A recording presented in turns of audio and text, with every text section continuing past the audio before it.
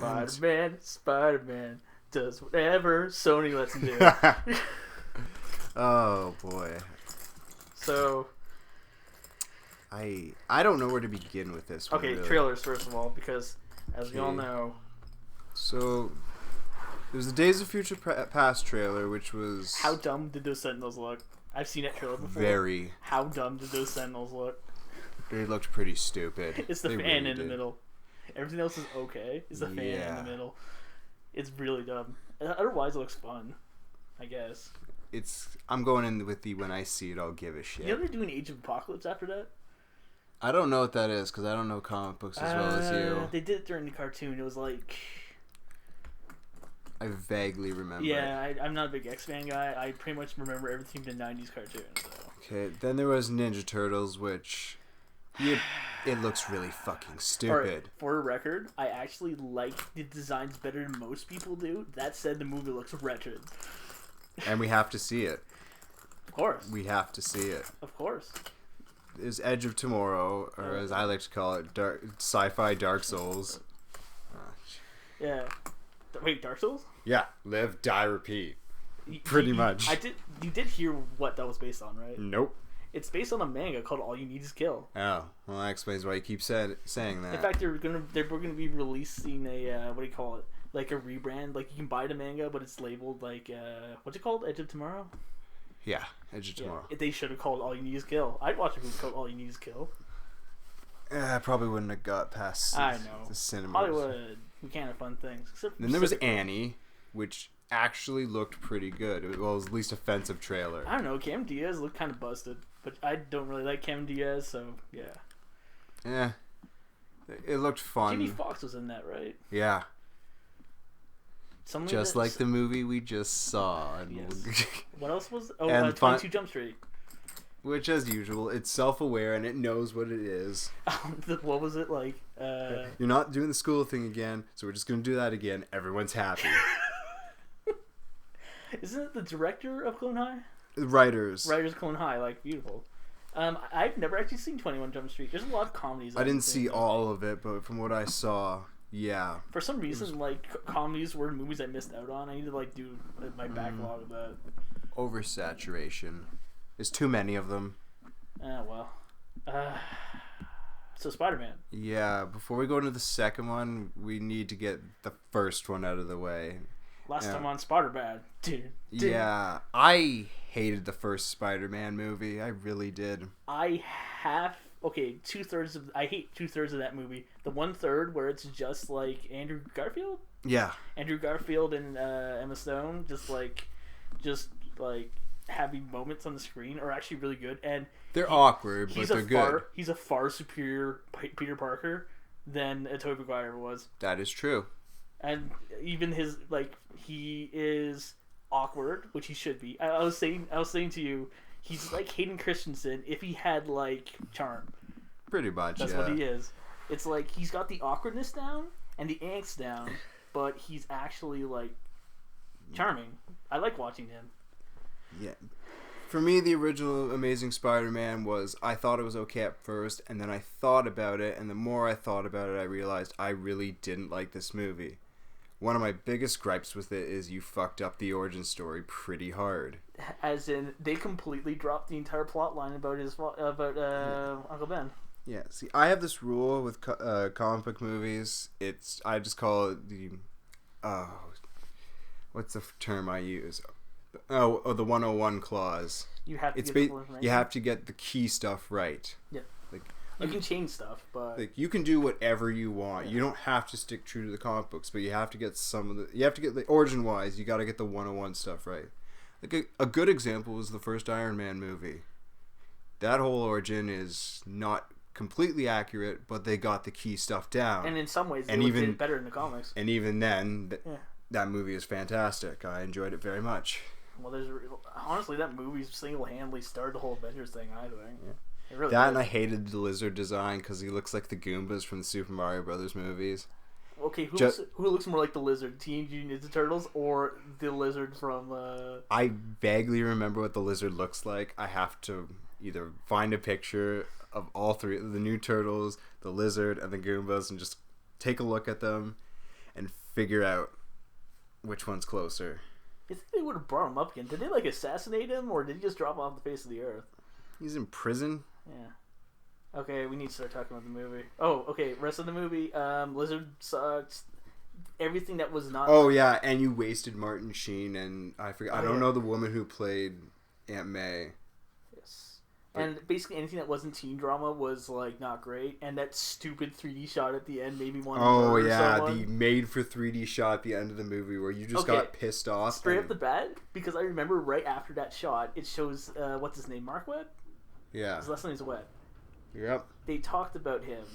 They had directed by him.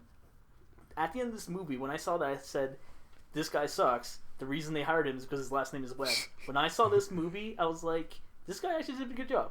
You talking about the second one or the first one? Second one, yeah. Okay. I basically I hate the director less in this movie. Which kind of shows what I think about this movie. All right. So, as we're presenting this, it's right absolute right after this is not spoiler free. We will give spoilers, although if you are familiar with some of the comic book stuff, you'll be able to figure out some of the one major thing. I love how they opened the movie, by the way. With the parents or with Spider-Man? Oh yeah, the parents. Okay, how do they open Spider-Man? First of all, parents. The very first part of the movie is what the hell happened to the parents? Which did that? One more thing. Yeah. What we're presenting now is our opinions of the movie as is after seeing it. It can change, but this is how it is. Case in point, after I watched Prometheus, I kind of liked that movie, and then I thought about it for a while, and then I realized that movie had some problems, and then I realized the movie was dumb, and then I realized I hated the movie, and now I hate that fucking movie. I'm so glad I skipped out on that. You kind of need to see it. No, you don't. Just like Man of Steel. Okay, I do need to see it. You're better off seeing Man of Steel, because at least that gives you, like, at least you can see the next movies after that. I've seen Prometheus, they're not making that shit again. Well, maybe. Ridley Scott, he'll do it. So I gotta ask, did Prometheus do more damage to the Aliens franchise than Colonial Marines, or the other way around? Well, oh, shit. Or can you not give a straight answer because you didn't play... I would say Prometheus, but, like, Prometheus is its own thing, so it almost doesn't count. But Fair enough. The problem is it's a prequel, which means it still has everything that happened, like, after, so I guess, yeah. Okay, alright, movie. Starts out with his parents, which I don't recall, like, I don't read Spider-Man comics that much, but neither of us do. Do parents come up that often? I don't know. Which, it's actually interesting. I do like they're going with a different angle than the original, like, Tobey Maguire, like, movies. I don't think his parents are ever mentioned in those movies at all. It's cool that they bring it up so that, like, in the first movie, it was kind of neat that they brought it up because it added a different, like, angle to the origin story. Like, obviously the origin story wasn't done very well, but that was one good part. Like, it was a little different because the parents were addressed. Mm-hmm. So, I think the opening sequence wasn't that great, frankly. With parents or... The entire plane sequence. Oh, right, yeah. Because... It was pretty meh. It was pretty meh, didn't have much... And then when Spider-Man came in, then it got better. So basically, his parents were doing some shit where they left Peter Parker with his aunt and uncle, and then they went on a plane, and then they downloaded a bunch of information, I guess, and then they were uploading it, and then this really frantic fight scene takes place on the plane, and stuff blows up. The assassin who killed the pilots, which was so obvious. By the way, that was some real shaky cam going on in there. Oh, yeah. Shake the camera. I was a little afraid there. Yeah, shake the camera. Shake it more. I was really afraid for a bit there, because I thought that the entire movie might be that. It's not that, luckily. Yeah. Some of it helps is that they actually have a bigger budget. You can tell. They can actually, like, have Spider-Man do more shit. Yep. What? So, yeah, the first opening shot after that is Spider-Man. First you get the logo, and then it's him dropping into the, like, onto the city. They opened some of the trailers this way, and it's just this glorious sequence of him just swinging around, and of course, a bunch of weird shit's happening on the ground, like they're breaking into, like, a Scorp truck. Yeah, to get some plutonium. And it's fun. It's the editing was a little choppy, but anytime you had the I gotta bring this up. I love when you just see the truck and then all the police cars following it. It's just like, I smell the Blues Brothers thing going. Like they make it's not Blues Brothers, but it's like Blues Brothers like -2. Like it's almost there. Like not excessive, but so many cop cars. Oh, that was beautiful. But yeah, it was honestly a lot of just really fun Spider-Man action. Yep. It was good. What happens after that? The graduation scene. Oh, shit. Okay, so Spider-Man saves the day. Natch. You could tell they were kind of building up that guy with the, like, tattoo on his head. Alexa, I think his name was. Which, he's Rhino.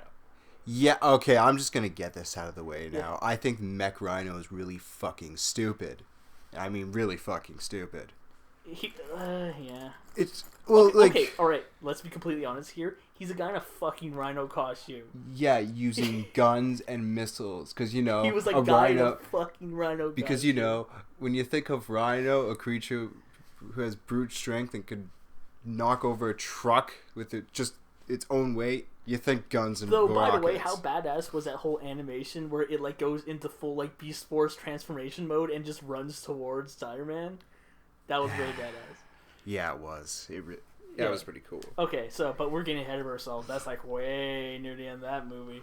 But like, yeah, they obviously foreshadowed that guy though. So, like obviously in their normal antics, it turns out that he's like for his graduation, and Gwen Stacy's like on his case on the phone, and there's all the usual team. And she's the valedictorian, and she gives the greatest placing the target on her forehead speech ever. Oh, wait, did you notice this during the scene?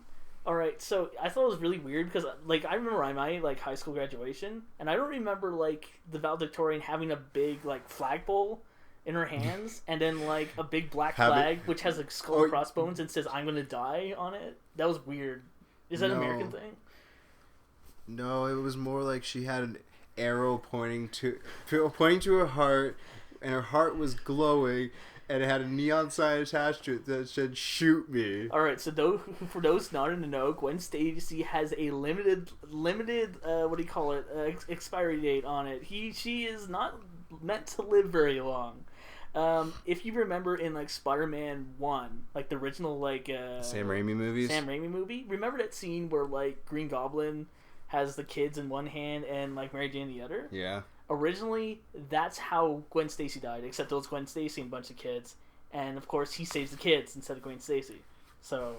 Huh, I didn't know that. Yeah, they changed that because post 9/11, like, people didn't want to watch, like, some chick die, so it made sense. It's just one girl. It was post 9/11. It was a different time. Yeah. It's a weird... Have you watched Spider-Man ever since, like... Not really. It's really weird. I kind of don't want to watch the third one after I noticed the whole American flag thing. Like, it's really weird watching... In the first two movies, it's noticeable. Especially the first one. It's weird in the first one. In the third one, it's basically shoving in your face. It's weird in the I first actually one, booed in the theater. I did too. Well, I actually watched it at home, but I did boo at home. But it's weird watching now because that's a post 9/11 movie. It's all over it. It's actually really interesting now. Yeah. Same with well, okay, if you're gonna have to talk it.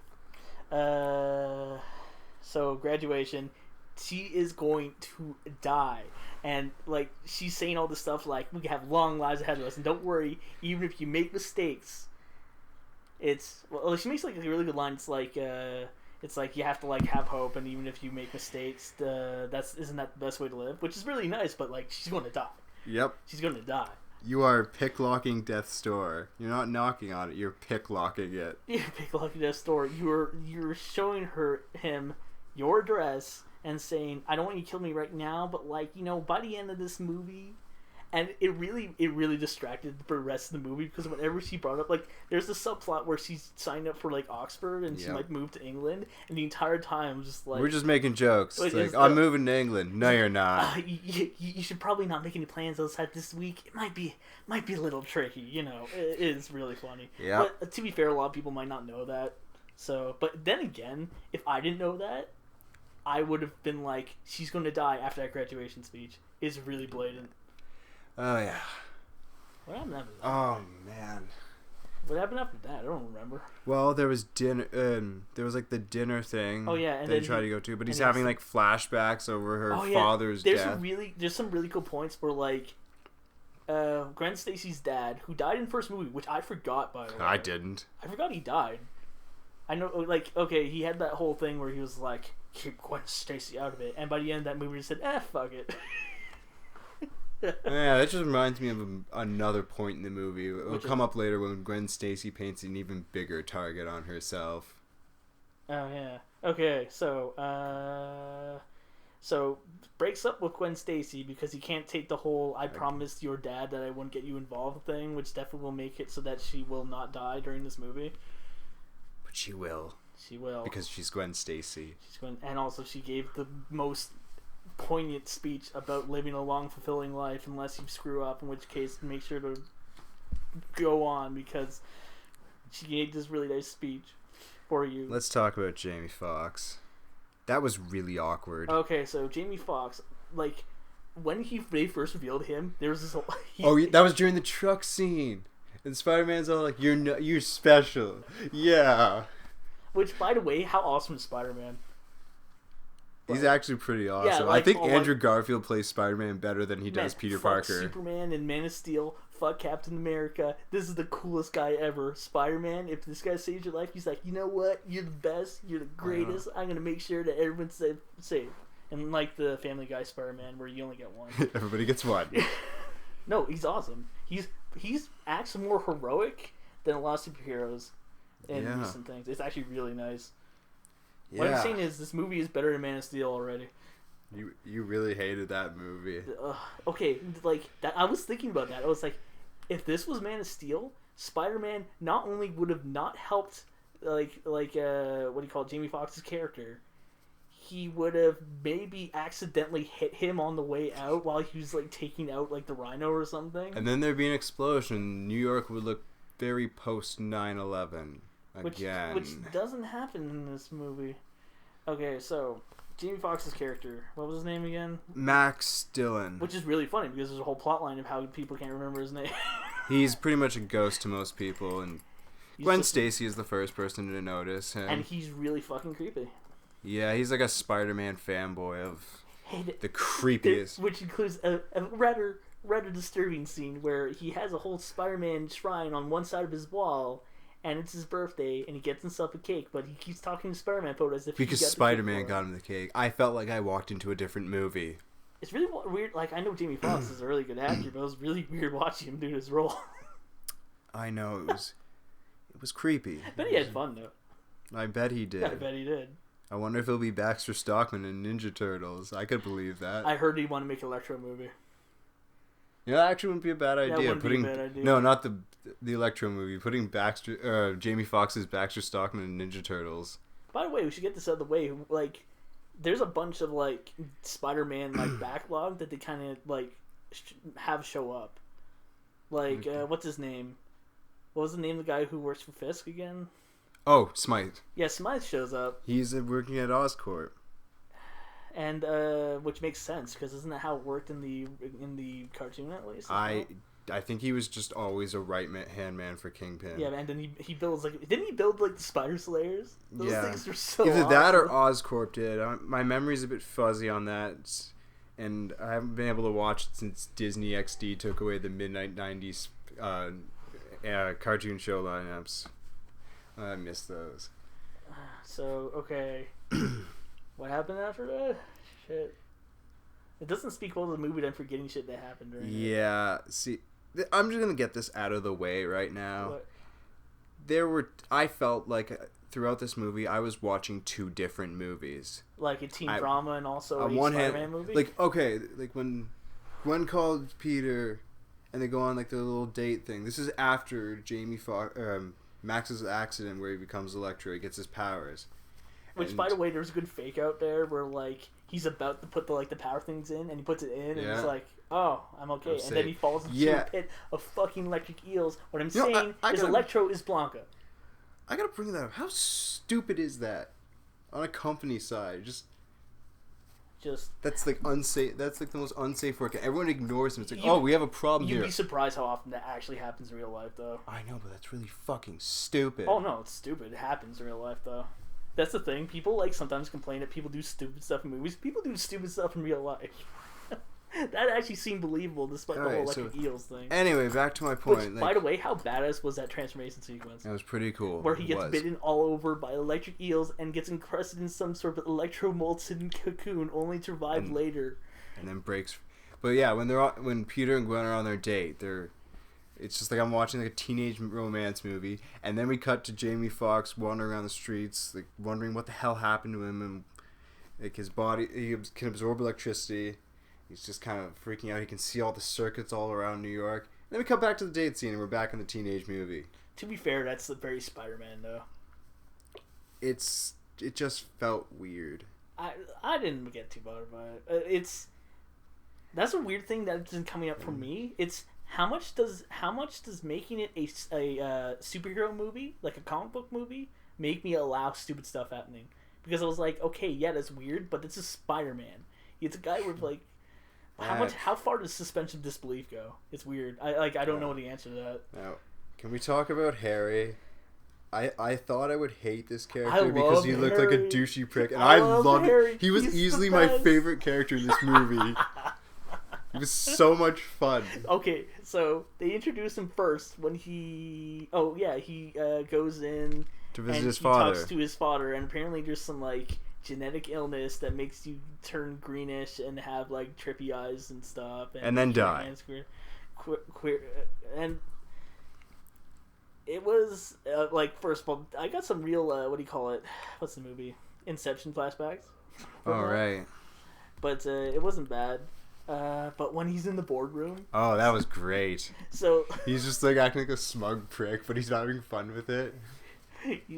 And we get a cameo from Felicia Hardy. Yeah, Felicia Hardy. At least I think it's Felicia Hardy. They never give a last name. They call her Felicia, and she is the assistant. She was like the lizard's assistant at some point.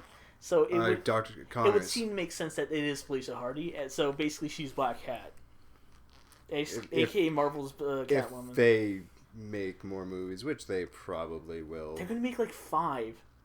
They're gonna have to see them all. They're gonna make a Amazing Spider-Man 3. They're gonna make the Sinister Six movie. They're gonna make a Venom movie. Don't fuck up the Venom movie this time, please. Please, don't fuck it up. Black Cat from next movie. I'd watch that movie. Okay, and what's her deal? She has cat powers, I'm guessing. I'm going off like the cartoon series. I think they tried to replicate the super soldier form for Captain America. Serum. I'm guessing you're just gonna put in the whole like human hybrid thing into like her origin, probably. We'll see. So another thing I gotta call up is, did they ever establish in the first movie that Peter and Harry knew each other? No. Yeah, because this. Now, we never saw. I'm gonna bring this up. Okay, one thing.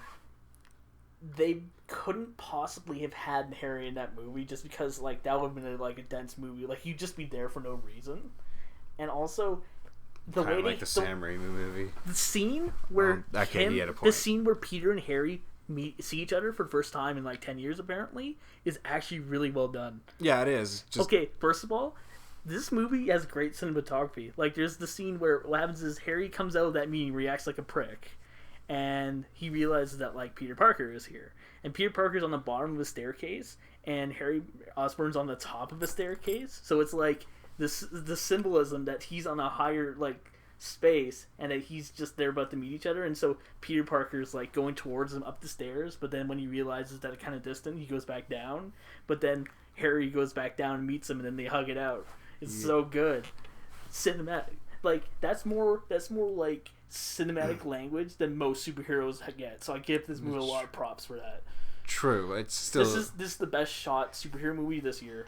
Still doesn't explain that. Just like that. They never brought up that he had the problem. Yeah, I don't even think Norman Osborn even. It's the Star Wars Episode 2 problem. It's we never see Obi-Wan and Anakin like have friendship. We just are told they had friendship. Like, But- Norman Osborn is only mentioned in the first movie he's Yeah. never seen. You know who else is mentioned in this movie we never see? J. Jonah Jameson. Oh, he gets. Oh, that's the best. He sends. What do you call it? Peter Parker sends him like a picture on email, which is a really weird, by the way, that he's doing it through email. You got to do the Office scene. Come on. Get that actor back in that role. But like literally the only line he gets is he sends a photo and he says like, "Can't you give Spidey a break?" And of course, the next email comes back and says, "Nope, Wrong. oh, wrong." Was that a Superman reference? Maybe. That would actually be pretty great. Uh, That's the thing. This movie has fun. I had fun. Yeah, there are some fun moments. I gotta like the fact that like Spider-Man's actually snarky now. I can actually name a fun moment, Which is later. It happens later. Yeah, like Spider-Man's actually snarky. Like he's actually like making quips like Spider-Man should. Like Tobey Maguire never got that shit down. He couldn't pull it off. He Could not. It's funny when you watch the first Spider-Man movie. He's trying. It's so embarrassing. It's really bad. by the second and third one, they'd stop because they know he can't pull it off. But he can be emo Pete. You know, at least they gave us a lot of really funny animated gifs. We can give it all that much. And had Willem Dafoe, who's always a pleasure to see. Man, imagine Willem Dafoe played Norman Osborn in this movie. It's like, this is the curse of the Osborn family. I'll go kill Spider-Man. I'm gonna kill Spider-Man. Oh boy. Ooh boy. As much as I had fun in this movie, apparently I'm not that excited for it because I'm just kind of meh. We both went into this movie kind of expecting the worst. Yeah. With slightly more optimism compared to the last one. The last movie wasn't that great. Actually, I think I had more optimism for the first movie, and yeah, that didn't turn out well. So okay, Electro attacks Times Square, which is actually Not really. Okay, he sucks up the power, and the then police attack him, and then there's like this whole standoff where he's like, "Don't hurt me," and then oh man, and there's a really good scene. Angry. Yeah, but there's a really good scene where like they've established that Jamie Foxx wants to be seen, like Spider-Man is, because he's invisible usually. But when he's in the middle of Times Square and like all the cameras, all of the screens on Times Square are showing him, he suddenly has like this moment of joy. But then when Spider-Man like tries to talk him down, suddenly he starts concentrating on Spider-Man, and then he realizes that Spider-Man's taking away my like limelight, and he kind of like lashes out. Yeah, and then he just decides to become a villain for the most part, no reason except he's just angry. Well, to be fair, you have established he's kind of like crazy. So yeah. that's more motivation than a lot of different characters get. But yeah, it's pretty shallow. Again, it's a comic book movie. I know. But again, I don't know how much suspension of disbelief that gives it. We could have fleshed it out more. That is true. Yeah. But I think it's just the way it was filmed was really like well done that I kind of didn't care. Yeah. But like still. Again, there's a part I can mention later. There's a really cool sequence where it's kind of hard because there are a lot of forgetful parts in this movie. There's a really cool part where Electro fires that like police car, and then everything slows down, like Sherlock Holmes style. You see all the electrical currents and like all the potential dangerous situations. So it's like this guy's gonna get killed, these two people are gonna get killed, this guy's gonna get killed, and then so he's kind of like trying to figure it out, and then it's just a fast sequence of him saving everyone. It's so cool. Honestly, that's what the Superman movie should have been. It should have been him like this is an impossible situation. We can't possibly save everyone. So this is a vlog of Superman saves everyone.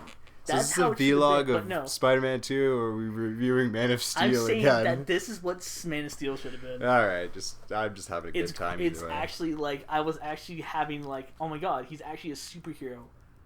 And that's one thing about this movie. He's the most superhero that I've seen in like a year. Even more than Captain America, and I loved Captain America. Captain America had a different. He was more kind of a secret agent kind of thing going on here, but he Superman is more. It was more of an espionage movie. Yeah, but Spider-Man, like, it was a Metal Gear Solid movie. Yeah, pretty much. Yeah, but a little bit of Solid, a little bit of Rising. But Spider-Man is a superhero. Yes, he is. And I can't say that for Superman, Man of Steel, but I can say it about Spider-Man. That should say something about that movie. I'm trying to remember what else happens because there's a lot of this movie I forget. They douse what do you call it, Electro with water, which, by the way, this sequence where like nobody knows where Spider-Man is, and it turns out he was with the fire department getting like a hose for him. Like, that was I love how they play up that the city's actually kind of like rooting for him, so they're actually helping him out. It's great. Oh man, it's beautiful. And he gives high fives to all the firemen. Yeah, we did it. And then he like puts in his belt and he's like, "So, Electro, how you doing?" And then the prison they send Electro to. Wait a minute. They just cut away from that shit, don't they? And they never establish how Electro gets caught. Yeah, pretty much. Yeah. He was just out. Well, he was just out, and you never see him take him away. Just you assume they safely got him into the prison. So that begins the whole subplot where he tries to find his dad, right? Yeah. Okay. I think this is the part where the movie slows down a little bit. Yeah, it's not as great. I remember one great scene that it just made me laugh. What is it? So partway through the movie, Harry figures out part of he needs to find a cure. Yeah. For him, and he figures Spider-Man's got it because. So he has like Peter Parker over, and then he does, and he asks him to get Spider-Man, and then when he actually goes to Harry as Spider-Man, and then tells him he refuses and just leaves, and Harry gets mad and just flips the table in rage. You bitch! You scam! Curse you, Spider-Man! Oh man, he was channeling Willem Dafoe for that one. That made me laugh. So, okay, let's count the subplots. That would probably be the easiest way to do this. So, subplot number 1. Peter Parker is fed up with not knowing what happened with his dad specifically. His mom, too, but she doesn't really, factor into this. She wants to know what happened to his parents. So, there's a subplot of him trying to figure that out. There's the subplot of Norman Osborn has a sickness that's inherited from his parents, and in order to cure himself, he has to delve into what's happening in Oscorp, namely Spider-Man having that whole spider venom thing in him, and also whatever the hell Oscorp was doing with all the genetic stuff. Yeah. There's also Gwen Stacy and Peter Parker's relationship being kind of on and off, and Gwen Stacy potentially moving away to Britain. There's Jamie Foxx, who's obsessed with Spider-Man until he becomes Electro, in which case he wants to kind of kill him for some reason. He wants control. Why? I don't know. This movie kind of lacks focus at times. Yeah, that's the biggest complaint I've heard. It goes all around. Electro is well characterized until he becomes Electro. Pretty much. Well, okay, until after the Times Square sequence, because I can kind of believe that, someone who was craving, attention suddenly gets the attention and freaks out when he doesn't get it anymore. And then they torture him in prison. How bad was that, German Doctor Man? Quite, bad as in, you're a dick and I want to kill you and I can't wait till I break out to get my revengeance on you. I guess, but, Jesus Christ, man. We get it. German Nazi scientist, man. Yeah. Fucking not cool. I'm German, I am. I'm German. Who is he, the Germans? Okay, what other subplots were there? Oh, that's more or less pretty much it. Okay, and then pretty much goes to the finale. Finale. That's one thing I gotta say. Most of the subplots don't really connect, but some of them do enhance each other. For example, when Norman Osborn or Harry Osborn is looking into all the secret stuff that Oscorp was looking into, and then he gets cut off by the security there. He gets kind of framed by the company. Not kind of, they did frame him because they put his name on all of it. Because they pretend that he was the one who caused the whole lizard thing, basically. And she was for Electro. Yeah. Just to get him out. Yeah, and then it cuts to Peter Parker finding out about his parents being cut out by Oscorp as well. So that was kind of nice. But it doesn't. I actually like that part of the movie. Yeah. I'm actually finding out the truth. It didn't really change much though in the movie. That was the thing. So he finally figures out in a fit of rage. There's a lot of fits of rage that causes him to trash rooms in this movie. But in this particular fit of rage, he breaks this calculator that was in his father's briefcase, and he finds a bunch of coins in it, and he figures out that the subway was where they kept a bunch of stuff. Can I just point out now, Andrew Garfield has the worst crying face ever. Some people in the theater were talking about it. His face is all scrunched up. Again, more charming Hayden Christensen. I can kind of dig it. Did Hayden Christensen ever cry in that movie? He did the sexy cry where he kind of turned his face, and they should have done that. Other than that, not that I can think of. Okay, so he finds like this badass like rail car in the thing, and it turns out that's where they were sending information from the airplane, and it was like a video like saying that he's sorry for all the stuff that happens, but Oscorp's up to some real shit. That's why I left, and then we accidentally got assassinated. Yeah, which I actually found kind of weird because like Oscorp is described like as you see it as it's like a it's like a engineering. It's like a genetic engineering and like medical corporation. Pretty much, yeah. Medical it's like Mechanica. Yeah, like based off the Sam Raimi movies. It's like, didn't you guys produce weapons? I think.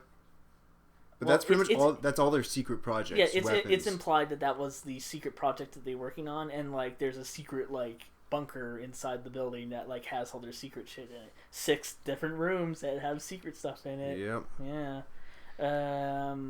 Oh yeah, and then Harry breaks Electro at a prison, yeah, so after, which was cool because he fucking tases the guards. So Harry Osborn like goes full on like. First of all, apparently a mixture of you getting kicked out of your company and like being about to die makes it so that you just like don't give a fuck, which makes sense. So he breaks into Ravencroft, was it? I think so, yeah. Ravencroft, basically the Arkham Asylum of Spider-Man, and he breaks in, tases a bunch of guards, and he like uses his name to like as a distraction at first, and then he tries to get Electro. Pulls the fire alarm. It pulls the fire alarm and tries to get Electro out of like his little like Electro prison. Basically cutting a deal with him. I need you, you need me. And they established this whole thing where like Spider-Man like while he was trying to make him feel better like said like I need you, man. And so since Jamie Foxx's character is really crazy, he took that literally. He thought that he was like his like best friend or something. And his performance was convincing there. Yeah, he's actually like broken crying. He's like, I need you. And then that's probably one thing that I liked a lot about this movie is how they characterized Harry. He's gradually going insane.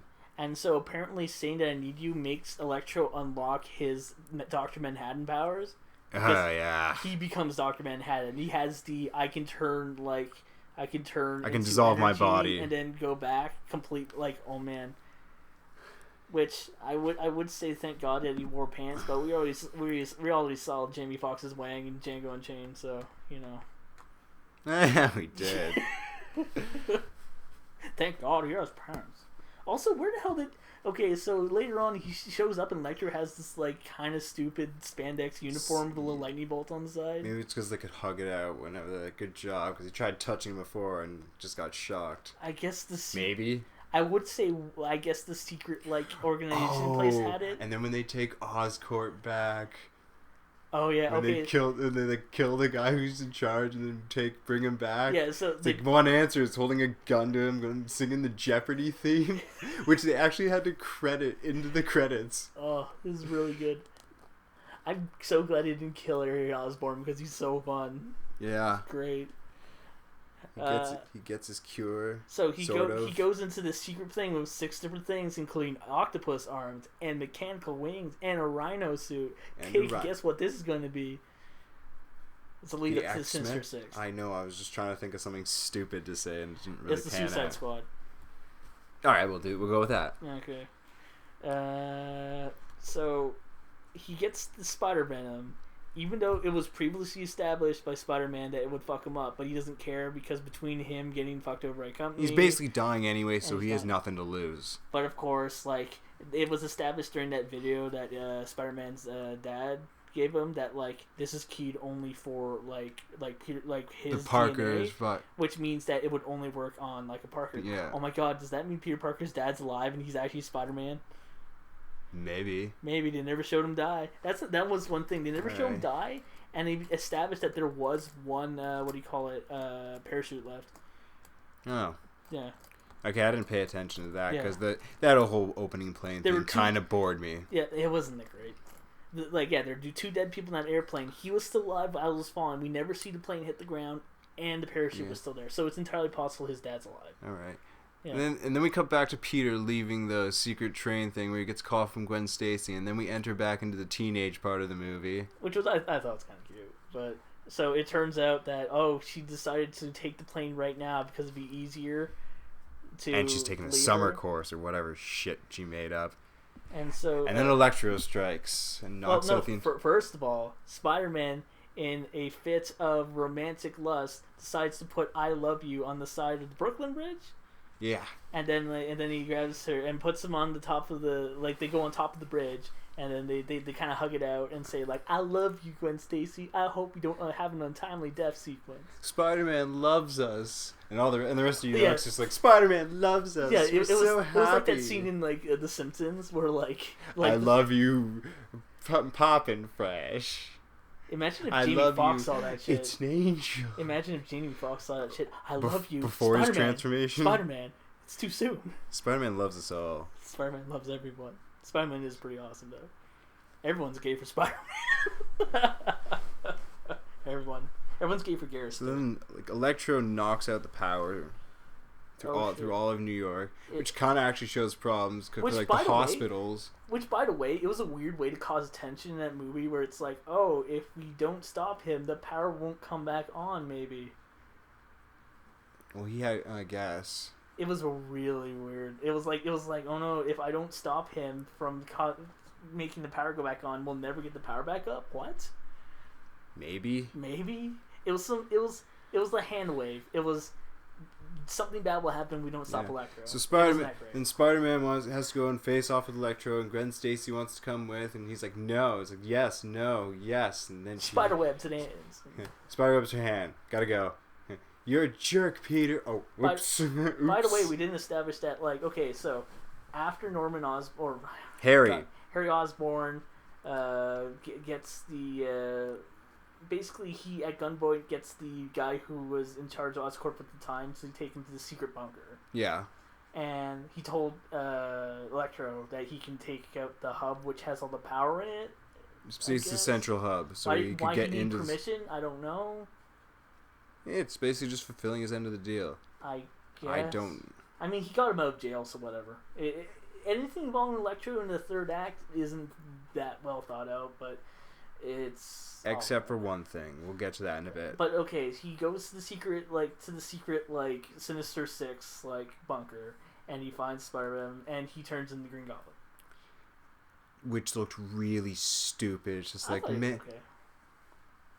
I thought it looked really dumb. It's like, man, I liked you. So they don't show him right away. They just have, a trippy, By the way, I love that when you turn on the security, it makes the lights flicker on and off because that's the perfect thing to do. You know what this movie didn't have? A scene where some construction worker had to help Spider-Man because he was wounded, and called up all his construction buddy friends so they could turn the cranes towards the tower so Spider-Man could get to the power. Yeah, they never brought that up again. Apparently, he learned the power to not swing around using construction cranes after this movie. Well, he was shot and wounded. That's why he was struggling, I guess. Why would that stop him? How would construction cranes suddenly give him the magical ability to... I don't know. That's dumb. why I hated it, because of stupid shit like that. There was no evil Indian guy in this movie. Where was evil Indian guy? I don't know his name. The first movie, there was an evil Indian guy who basically was a dick to the Lizard for no apparent reason. If you don't do what I want, I'll shut down this hospital. Why? He just made, did he just make, a lizard, grow back its tail even though it wasn't supposed to? Lizards do that anyway. Yeah, but, apparently he, made it so that it would do it anyway or something. It basically gave it a healing factor. That seems pretty good to me. We should probably let this research ride. Okay, Green Goblin is now in the movie, but he won't show up for a while. After the showdown with Spider-Man and Electro, which is easily my favorite part of the movie. It's a shame I had to wait 2 hours just to see it. The action sequences were really good, but Electro, oh shit. So first of all, it starts off where the city's all dark and everyone's kind of panicking because remember when we had that giant blackout and everybody panicked? That's exactly what happened. So apparently... Electro channeling the Mummy from the Mummy movies. It has his face in electric lights in the building, which is equal parts silly and great. Oh yeah, there was that. And then he does this this like electro teleport throughout the city so he can take him towards the hub because apparently his powers are stronger there. Maybe I guess. He's got which sounds about right. Like if I wanted to have a showdown somewhere, although that's like going to the zoo when the Beastmaster is nearby, as Sweeney would have said. Yeah, but in this case, the Electro is the villain, so Yeah. he's leading him there is actually a smart move. And the entire like electro teleportation thing was great, especially when it's so kinetic when like Spider-Man's following him. It's beautiful. Yeah, I it's loved it. quite nice. So they go to the hub. Yeah. I do like when they're fighting in the electrical plant, and Electro's bouncing all around in the power tubes, going and playing the notes to Itsy Bitsy Spider. What's that?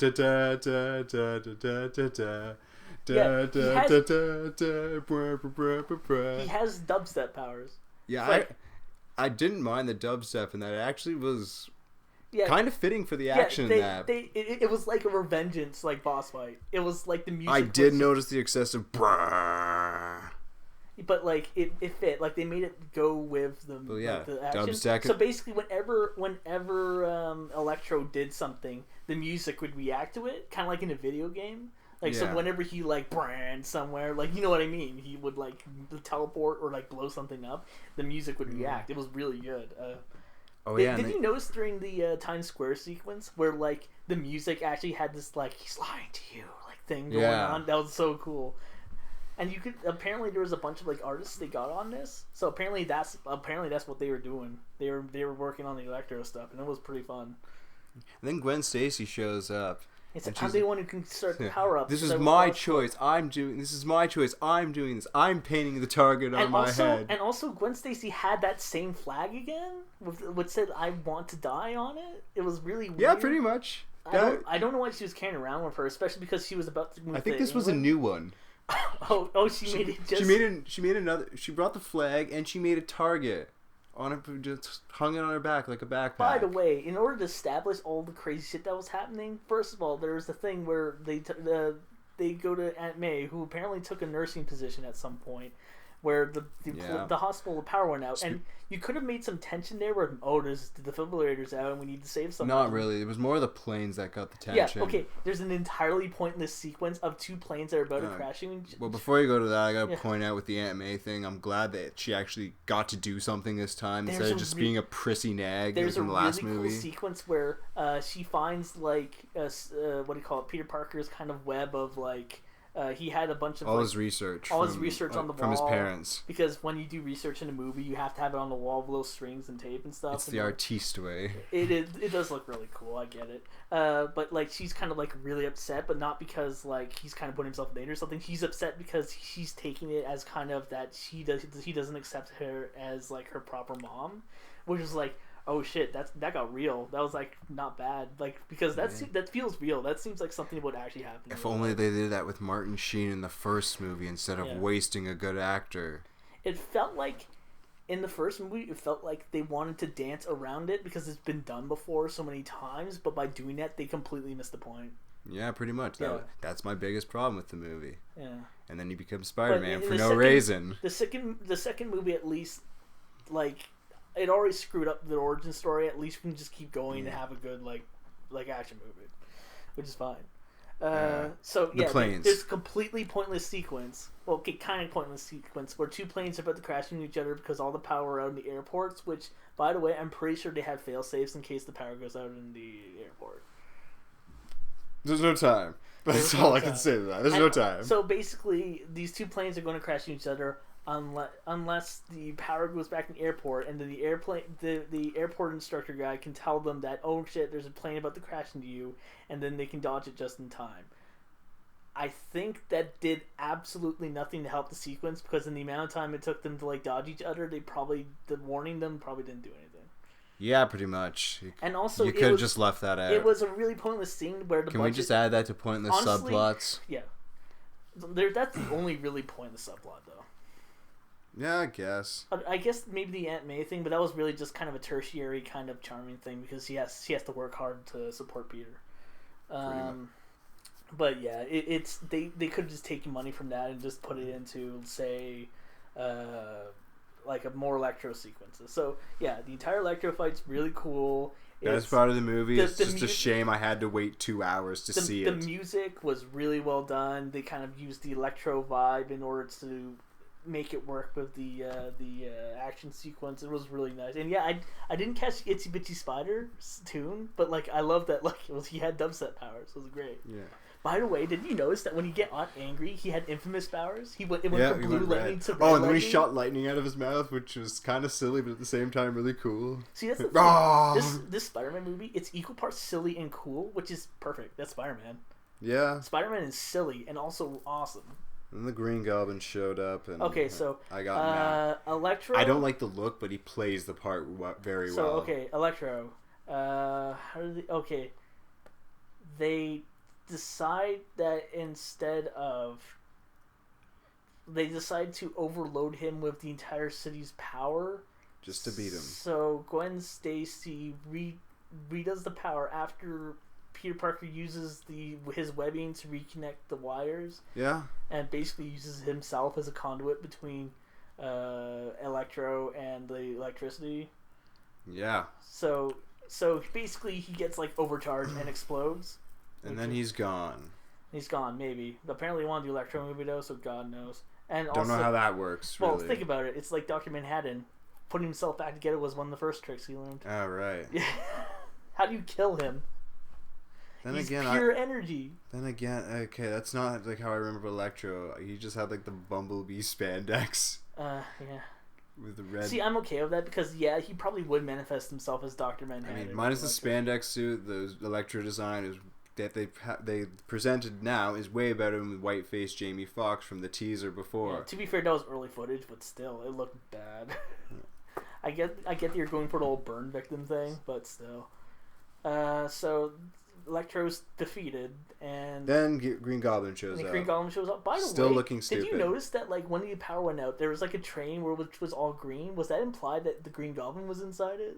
I don't know. I didn't notice that. Yeah. So okay, literally out of nowhere, Green Goblin shows up, and he's like, "Oh." He figured out it was. Yeah. Spider-Man and Gwen Stacy to get her, and then he has this like moment, and he's like, "Oh shit, you're Peter Parker," which is really nice that they kind of established that it's like, yeah, he probably would figure out he's Peter Parker really easily if they were together.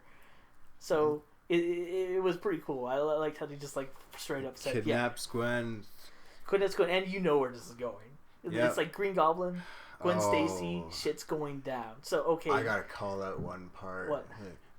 When she's falling from the tower and he shoots the web in slow motion, okay, and it turns into a hand. Okay, so that was go on. Okay, so.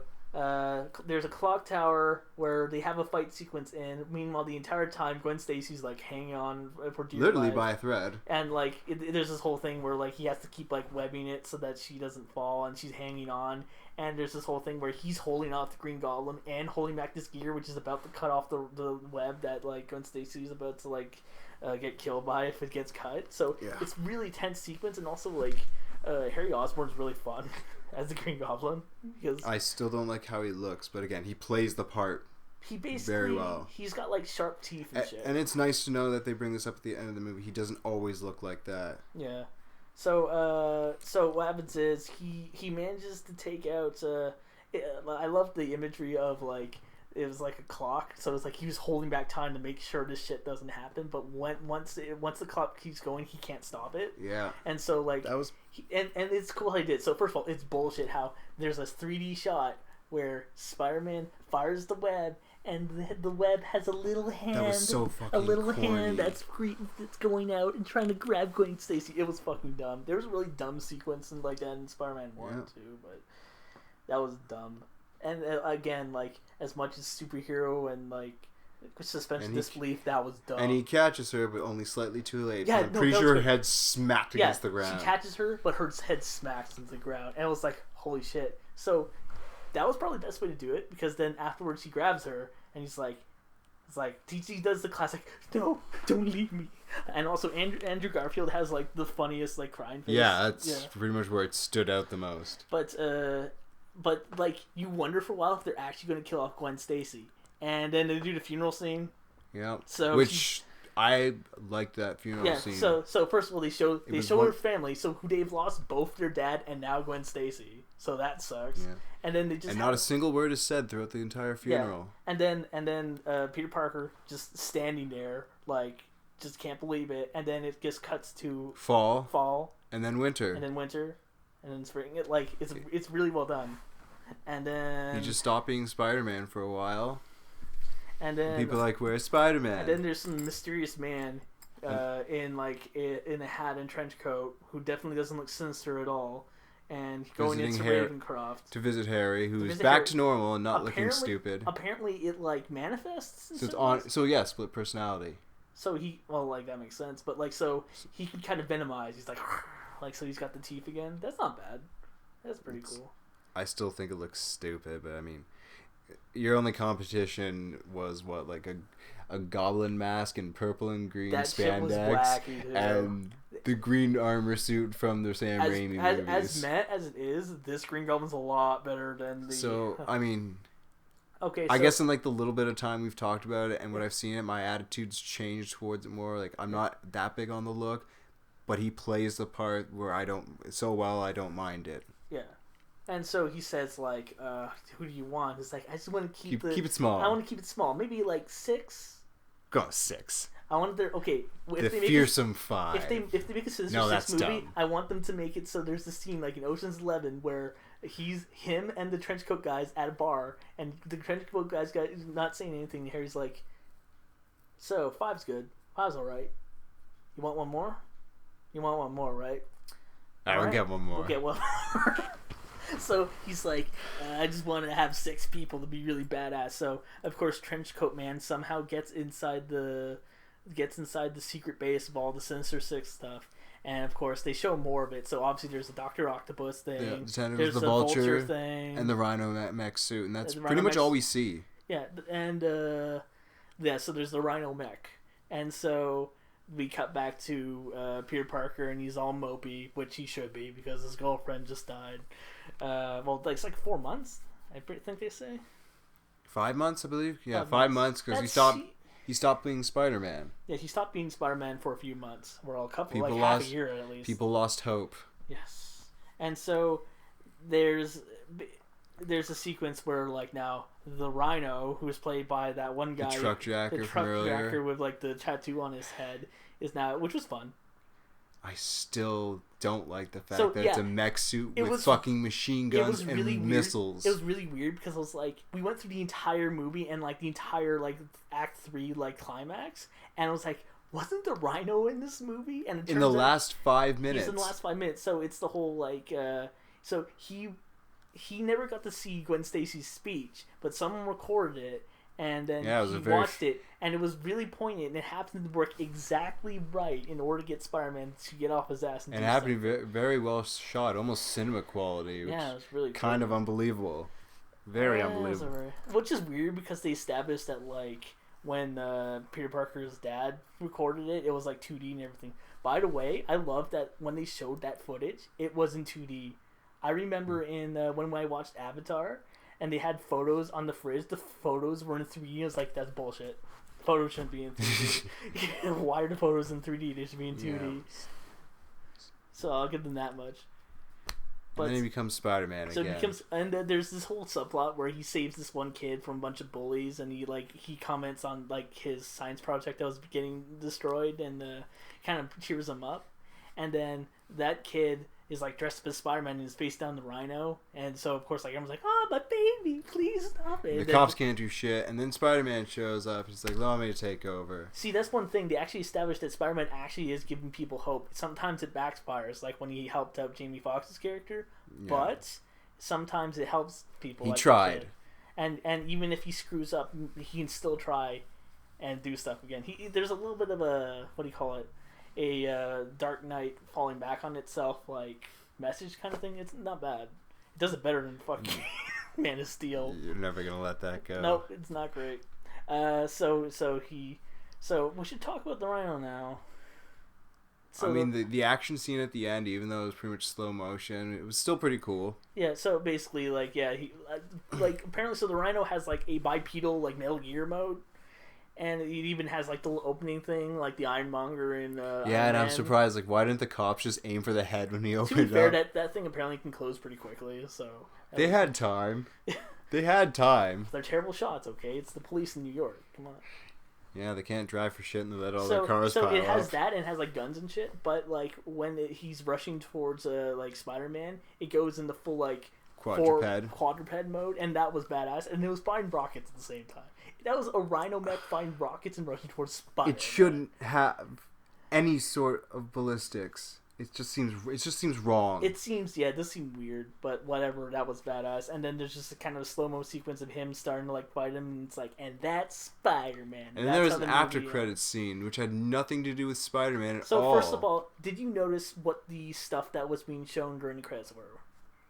Yes and no. They were hints towards the Sinister Six. So apparently the Sinister Six are like... Apparently Mysterio's in there. Okay, so it's Electro, the Rhino, Scorpion, Doc Ock, Vulture, and... shit. Oh man, I suck at this. Green Goblin probably. No, Green Goblin wasn't part of... Yeah, wasn't but the Hobgoblin. in this version he might actually be. Okay, maybe. But like, which was really weird because there's this apparent like they. Wait, did I not list the? I didn't think I listed the Rhino. Yeah. Okay. So Rhino. So like, okay, Rhino, Scorpion, Vulture, Electro, Doc Ock. Oh fuck! I'm too tired for this. So, and that was the end of the movie. They preview all of the stuff. So first of all, as an entire package, it's not a bad movie. It was a fun movie. It's definitely better than Man of Steel, and it's probably not as good as Captain America, but I feel like was more kind of a superhero movie than Captain America was. Characterize Spider-Man better? I would say, okay, how about this? Captain America is a better movie than The Amazing Spider-Man 2. But Amazing Spider-Man 2 is more of a superhero movie than anything else that came out. I would say that.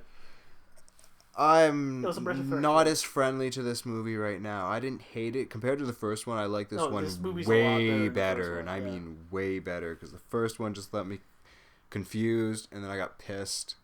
I mean, but going into this, I'm mad. Originally, I was kind of pessimistic about it. Because it's like, I hated the first one. There's no way this can be any better. But then I realized there's less to fuck up here. Yeah, that's the thing. There's much less to fuck up here. The origin, but hey, we can just get into this movie and just have some action. And it was alright.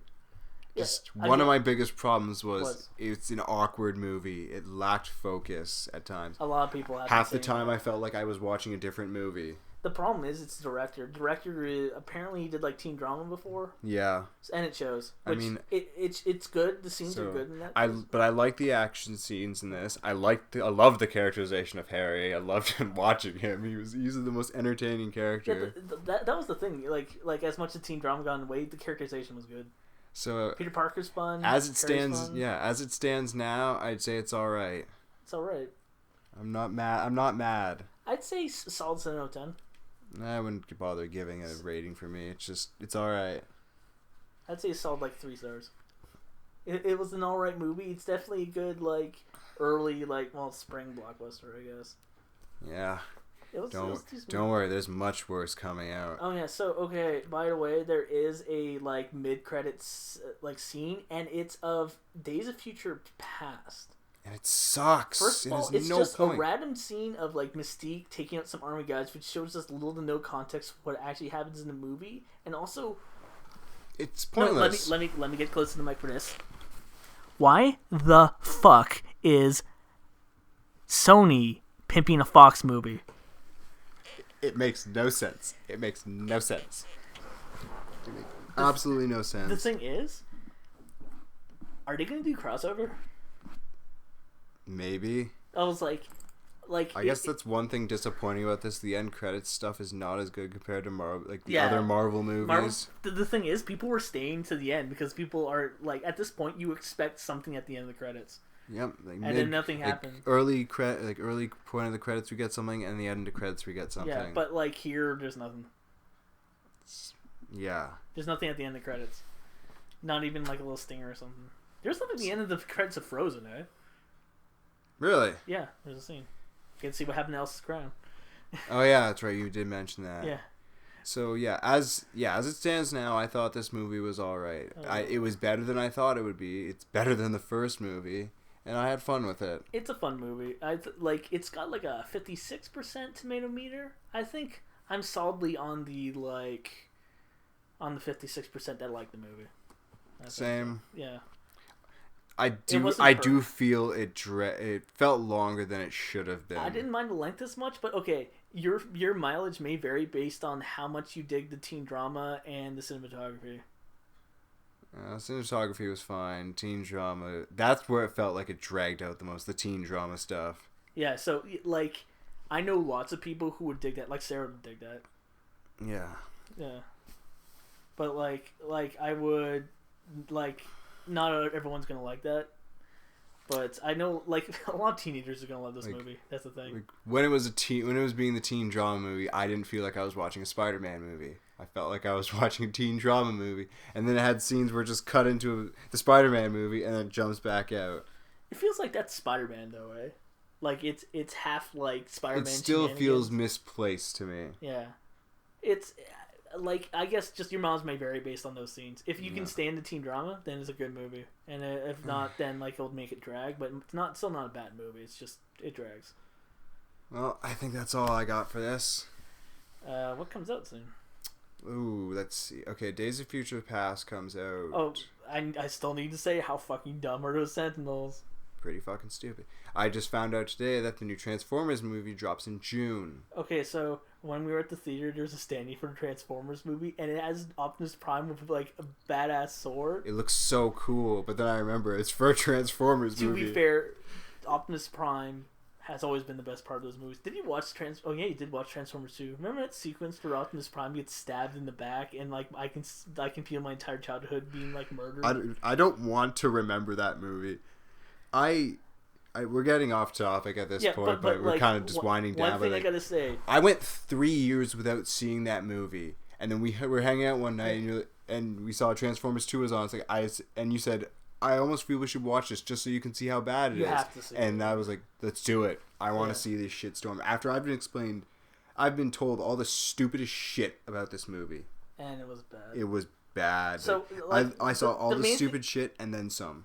The main thing I have to say, in the era where we have Michael Bay movies like Teenage Mutant Ninja Turtles and Transformers, where they miss the point of the entire thing and it's just some stupid movie, or we have Man of Steel, where it's more concerned with, like, aping Dark Knight and making a lot of explosions and not making much sense. I'm glad we have a movie that is a superhero movie.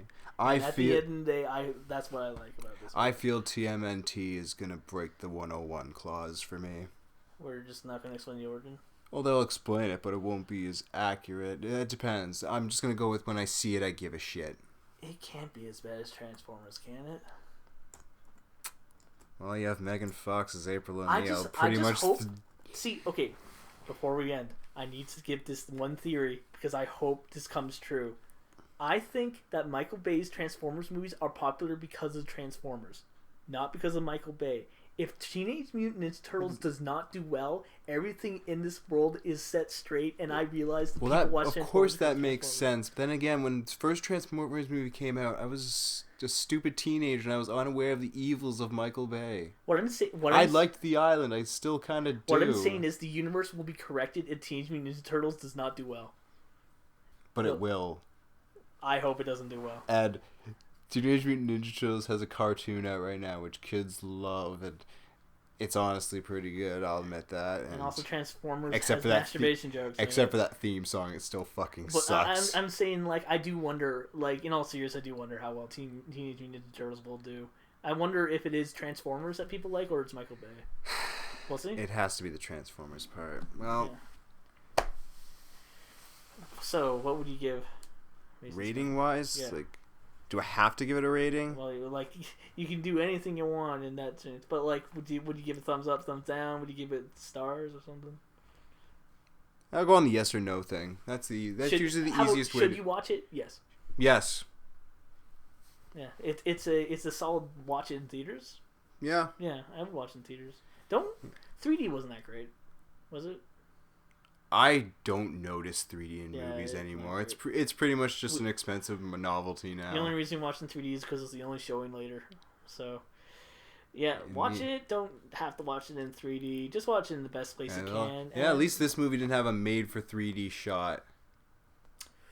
Yes, and even when they, I guess the hand was. They kind of and even when they kind of did like during the fight sequence, that was fine. Yeah, it was cool. It added a bit of a dynamic to it. Just not like oh, the end shot where we have Spider-Man shooting a web into the screen. That was lame. But yes, better than the original movie. Better than Man of Steel. Amazing Spider-Man 2. Watch it. It's fun. It's a superhero movie in an age of superhero movies that take themselves way too seriously. Yes. Well, I'm Matt.